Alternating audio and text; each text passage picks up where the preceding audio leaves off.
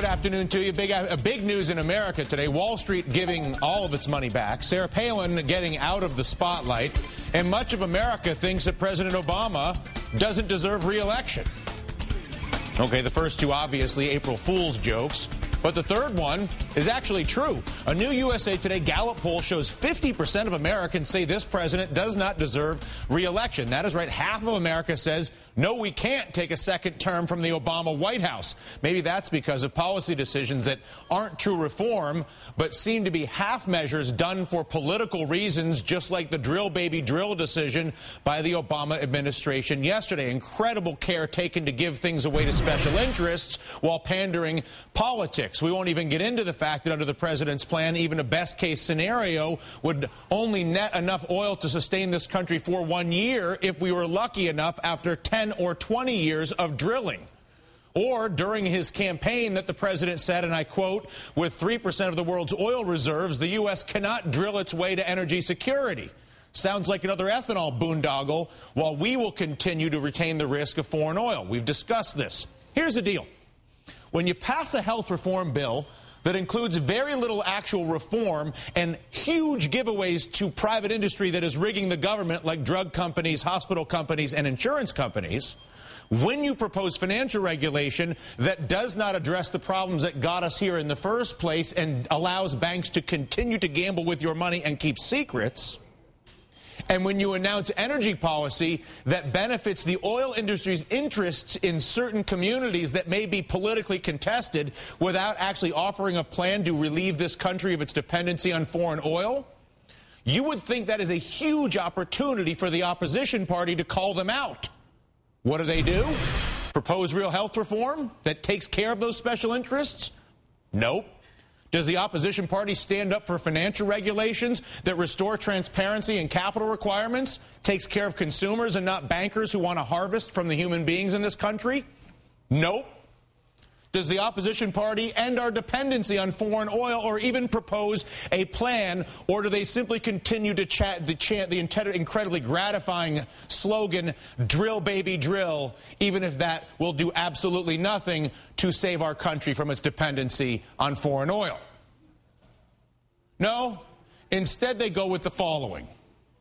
I present you with the Republican National Committee talking points from this morning, a week after health care, a day after the energy news.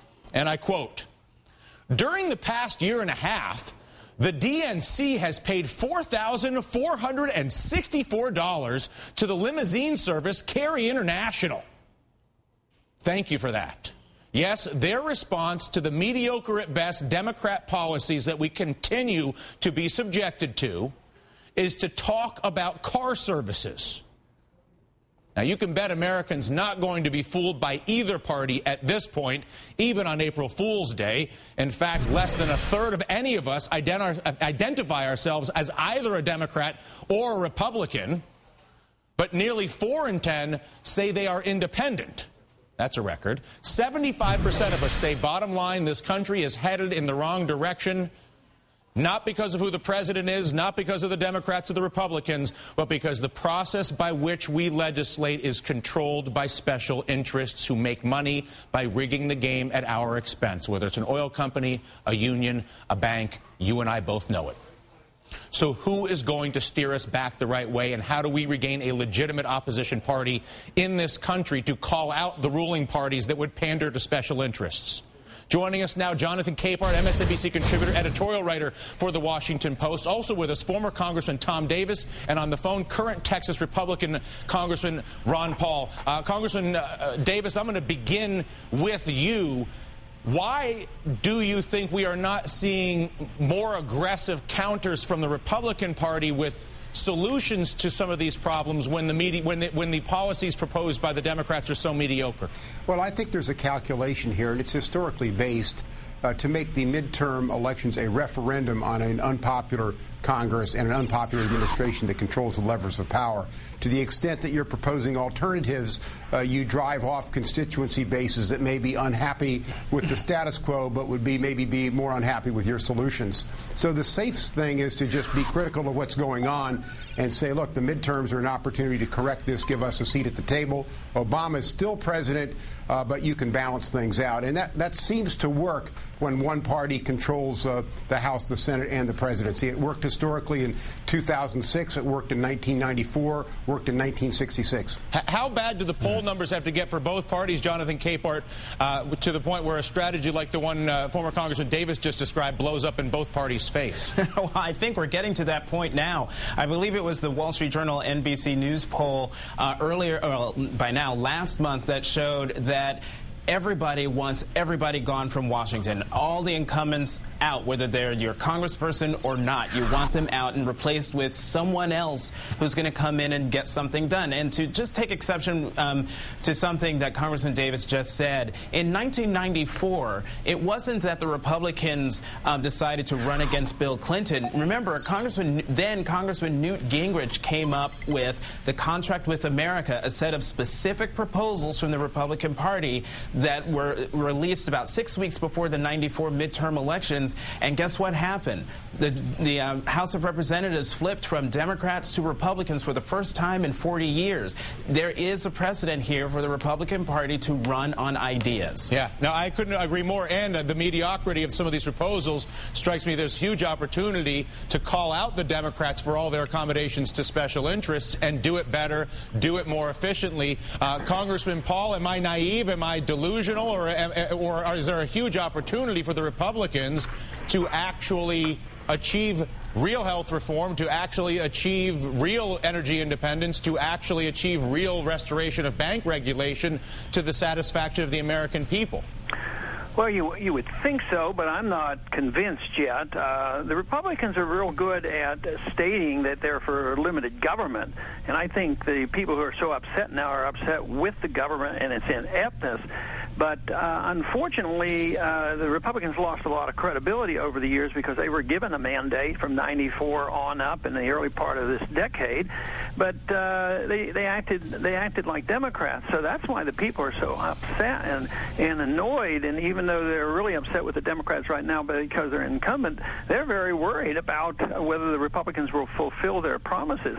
Yes, I do believe that ideas and principles are very, very important, but the Republicans, I think, generally speak better and speak more so of limited government and personal liberties and all this.